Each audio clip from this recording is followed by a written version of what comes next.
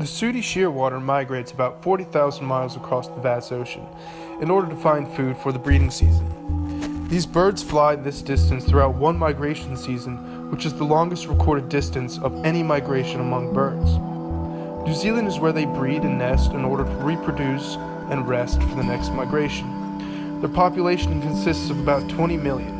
Once they begin to reproduce and breed in New Zealand, overpopulation occurs, eventually forcing the mature shearwaters to relocate and start their migration. If they do not start migrating, then there will be no food supply for the newly born shearwaters. They focus their migration path on the Pacific Basin in order to access the richest feeding grounds in both hemispheres. The parents abandon their children and start the migration across the ocean, leaving plenty of food supply for the young to develop. The newly born shearwaters must learn how to fly themselves and build enough strength to make the long journey possible.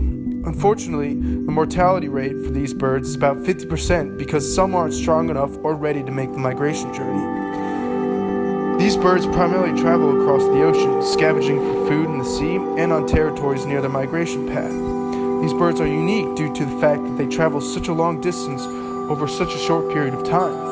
They require a substantial amount of food for migration and breeding because of their population size and large amounts of energy being used for the migration. Their nesting spot in New Zealand does not supply nearly enough food resources for them to use. This is why they migrate.